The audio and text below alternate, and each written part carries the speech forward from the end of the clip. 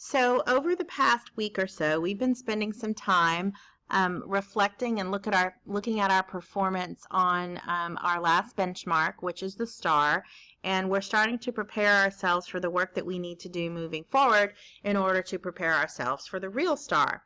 And what I have heard many of you say is that the poetry part was kind of difficult for you, that you knew that when you came to that you were going to have problems, and a lot of you have missed a lot of those questions. So we've also done some talking about how we do things and we think of things differently as readers when we read in different genres. And so today I'm going to teach you that when we read different genres within even a test or the genre of test taking, we can do things, we can rev up our mind in certain ways to be prepared to look for certain things in different genres. And today I am going to teach you what you need to pay attention to when you are reading a poem. So I know that as a reader in general, when I read a poem, I'm going to read it a few times, right? We just don't read a poem once and then walk away from it. The first time I read the poem, I'm trying to figure out, what's happening? What's the message of the poem? So that's the first thing I'm going to look for. The second thing I'm going to pay attention to is the figurative language or other literary elements that the poet has decided to use in the poem to get their message across. Because we also know that it's not about just what's written on the page. There's another meaning to it as well that the figurative language often conveys. And finally, without fail, on a standardized test, I'm going to have questions about how the author did something, how they organized the poem. Why did the author include this stanza? So on my last read through of the poem, I'm going to notice and really pay attention to why the author included a stanza or how they organized the poem. So what I would like for you to do is I want you to watch me as I read the poem, The Storyteller. And I am going to make notes on the right-hand side of the margin just about what I think is happening in the poem. Like, what is the message of the poem? So the first stanza, here we go. The tree in my backyard has 200 rings, 200 years of history hidden in her bark. So I know here that there is a 200-year-old tree in the backyard. She was here as a seedling, a mere child to the rest, young and naive among her dark old elders. So at one time, the tree was young.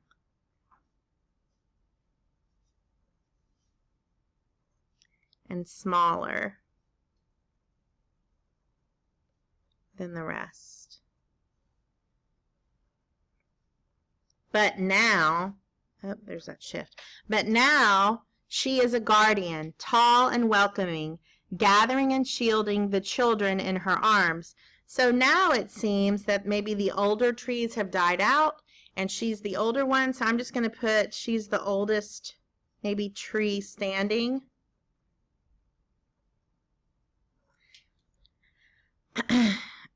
She has scarred wood with intricate designs carved into her face, and she changes her clothes each season. So I'm going to stop there because I also know that poetry sometimes becomes a bit dense, which means they say a lot in just a few lines. So I'm going to stop here and I'm going to jot the fact that her bark looks worn and she changes with the seasons.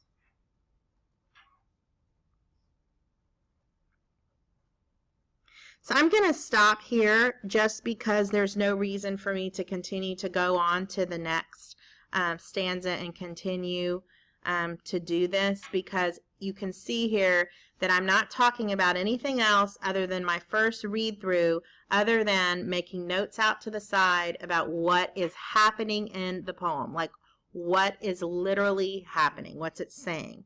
So I'm going to jump ahead and then take you through the read through. I'm going to start from here and go down. And this time I'm going to pay attention to the figurative language. And I'm sure some of you are already saying, oh, you missed some earlier. That's good if you're noticing it. This poem is packed full of figurative language. So she has scarred wood with intricate designs carved into her face. Well, right here, I know that that's personification. And I'm not going to get real deep into my thinking. This is kind of just a heads up because they might ask me questions here. And she changes her clothes each season. Oh, she's a person, right? Because we know. A dress of pink blossoms in the spring, a gown of green leaves in the summer. I can just see her with that on. Skirts of fiery, sanguine hues in autumn, and a snowy white robe in winter. So I know that right here, and most likely, remember, personification is one of those things that the author might do in order for us to kind of connect on a human level with an object that is not alive. With an object that isn't alive. Of course it's not alive, but something that isn't human.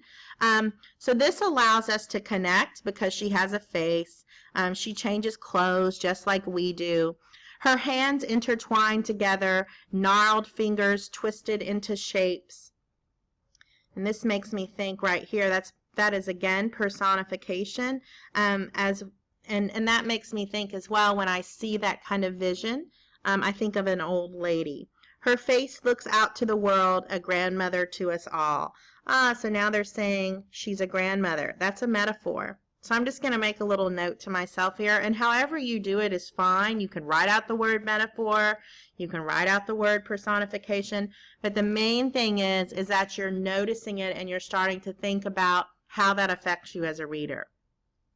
She has stood there for so long, been here since before I was born, saw the flow of seasons, heard the drumming of the rain, smell, oh my gosh, this is so much. Saw, heard, smelled, and felt the moist soil at her feet. So she right here, it's personification again, she's experiencing everything we do as humans.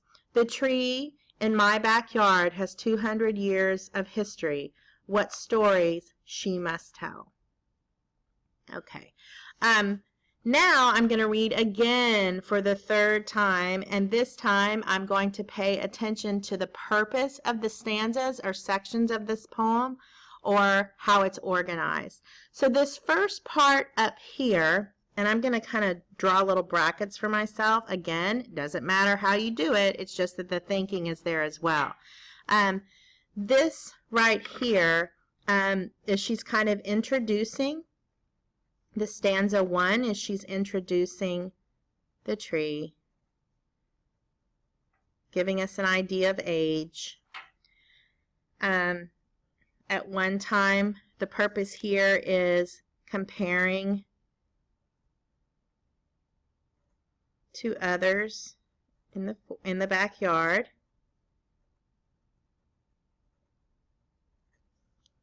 And now here, this is kind of the passage of time through here.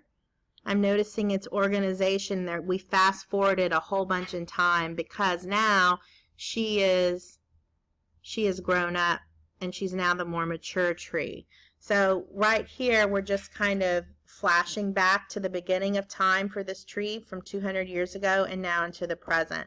So this next stanza right here, the author, it looks like, has included and painted a picture using personification to show how, it's almost like she's illustrating, really, how the tree changes with seasons.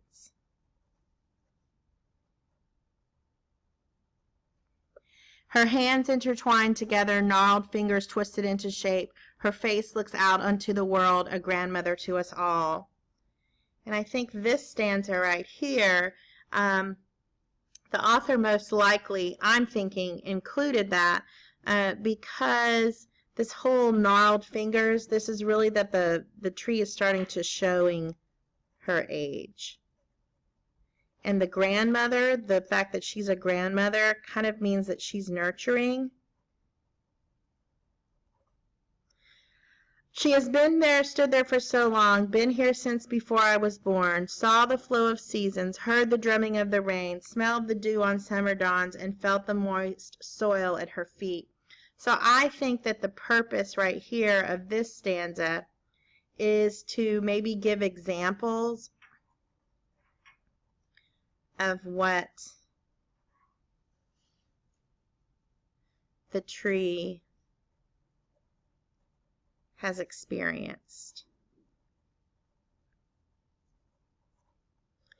The tree in my backyard has 200 years of history. What stories she must tell. So it's interesting to me, again, that, so this one I think is just a way to end the poem, and it also repeats these lines, right? The tree in my backyard has 200 years of history.